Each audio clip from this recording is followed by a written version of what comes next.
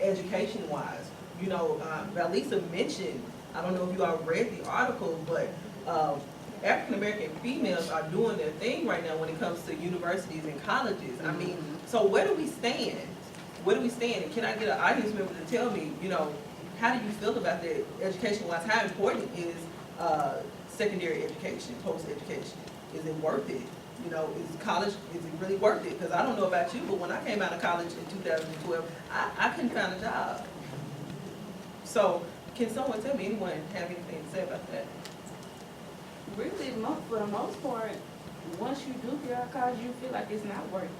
Because I know the whole time I was in college, I worked for a company, and I had to work my way up just so they would even look at me.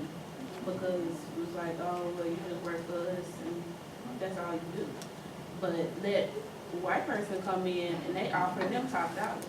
When I got my degree, I told them, look, I'm going to need top dollar too. And they still didn't want to do nothing, so I had to leave. But like I said, once you get out of there, it's like, okay, what now?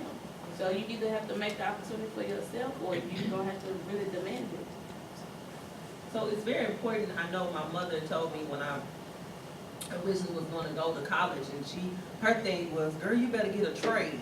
You better learn how to do something, because when you come, that college, that paper don't mean nothing. I mean, it's great to have, but you better find you a trade. And so I don't know if any of my panelists, I mean, you all are highly educated up here.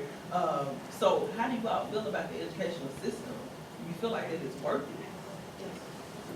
I want to attack education in like two steps. I think secondary education is very, very important. I feel like that personally. I just feel like it teaches you discipline. But I think when we're looking at black education, we should be focusing more so towards the youth before we get to secondary education, where we've already shown that we kind of have that ability to stay disciplined, to stay focused, and get the work done. I think we need to be looking at what these kids are doing in high school and middle school, because that's when we're struggling the most. That's when that gap between the black student and the white student spreads out. You have like schools like White Creek, Hunters Lane, Maplewood, where these are low-income school districts, and we don't have the resources. We don't have the teachers that having like social studies teachers teaching science and stuff like that. It's not working well for the kids. You know, they have these kids that are troubled, and they're expending them, they're expelling them. That's not what they need. They need to be in school, not on the streets. They need help. They need some sort of teacher connection. And I think that's the big problem in our country. We don't too much focus on what's going on in the high school. We let these kids fall behind. I'd like to say something to piggyback kind of on what Orlando said, because I'm a mom, and I feel like me and Sarah have had this discussion a couple of times. Also, exposure. I feel like what separates African Americans from Caucasian is not necessarily just money, it's what we invest our money in. Before we push kids, we say, go to college, go to college. I guarantee every one of our parents told us that. But what did our parents really do to help us to get there? What did they tell us, before all we knew was go to college to get a degree, but what do you get in your degree in? What do you plan on utilizing, once you get that degree? Is your degree, I went to college for something I didn't even want to go to college for, because I thought that was what I was supposed to do. So I think it's really important, and I've seen it because I also work at the YMCA part-time, and I work with kids ages 6 to 13. Well, in Caucasian people's homes, they go ahead and start telling them kids they have a legacy already, not just a financial legacy, but the legacy of mommy went to this school, so this is what school you're going to go to. And mommy was this type of, I was a doctor, or I was a lawyer, or whatever I was, that's also what you're going to be. And I feel like we don't focus that individualized attention into letting our children really know and see what they want to be. Like, for instance, my son is interested in space. So I'll say, oh, okay, you want to be an astronaut? No. Instead, I take the time to go through books with him about space. We're going to tour the Alabama Space Center and help him to actually meet with people who are in that field so that he can see what would it actually take to be an astronaut. Because I think sometimes we just put our youth out there and tell them, get this education, this is the way to go, but we don't really tell them the additional proper steps and give them the actual exposure to what they're going to need to get there, besides just the college. So that's my thing. I want to sorry. That's exactly what I'm talking about. Like, I want to commend you for taking the time to see what he likes. Like, I've been serving for a long time, and I see black families, white families, Asian, all kinds of different families come in. And what I've noticed is like a lot of black families, they don't too much talk about what their kids are doing. They just eat, chit chat, whatever. But when I see these other races come in, they're asking them questions. What do you want to do? They're exploring these kids' mind, and that's what I feel like we need to do for our black children. We need to see what they like, because you wonder why, like, so many black people are geared towards music and fashion and entertainment. It's a form of expression, and that's what we're not showing them a way to express.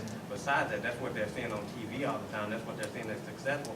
Or if you give them a new form of expression where they can do it in science, technology, history, politics, what have you, then they have a voice. They have a way to express themselves. So, and that leads me into that's a perfect segue into my next point. How do we feel about the media's perception as well? I'm sorry, we had. Yes, ma'am. I think all families should discuss and talk and give children from in the belly on up things that they can be educated on, so that they will know what's going on when they go to school. And also take them to different things that they know where they are, they know how and everything. Because some of them are not being exposed and being able to see. That's it. And the biggest thing, just to piggyback on all three of the last comments, is, just to sum it all up, it all really starts at home. Like what you put in front of the child, what you expose them to, what you teach them, what you do in front of them, even when you don't think they're watching and paying attention. That's where it starts at. But that's the thing, like, and I know Terry was trying to move on to the next question, No, but that's the thing about it is we're asking people who have not been exposed to expose somebody to something that they know nothing about. So the whole thing about education equals exposure, and exposure equals expansion. So if you're talking about expanding someone's dream, expanding somebody's territory and stuff like that, if you haven't been exposed to a thing, you don't even know to dream about it. And if you don't have the education about the thing, then you don't even know the thing exists. And so we have children that are coming from homes where their parents see nothing but videos on BET. And that's if they bootleg somebody's cable. You see what I'm saying? Like, you have children that you want to become amazing physicians or philosophers or something like that, but how do they know that graduate school even exists? Or if they know about graduate school, how do they know to take a GRE? If they know about a GRE, which they probably don't, how do they know to get into college? How do you know about an SAT or ACT, or what's the benefit of taking either or both? How do they know how to get these things paid for? Like, they are not coming from homes where I remember applying for, and I'll make this real quick, applying for undergrad. Like, I applied to about 30 or so undergrad institutions because I just could not decide which one would be the best one for me or whatever. And so as I'm applying, I applied to HBCUs as well as majority institutions. And as I'm applying, and I'm applying to these scholarships and stuff like that, it was easier for me to get the scholarships to the HBCUs or whatever, because I mean, it was there. I'm up against other African American students who they came from, you know, lower income homes than I did.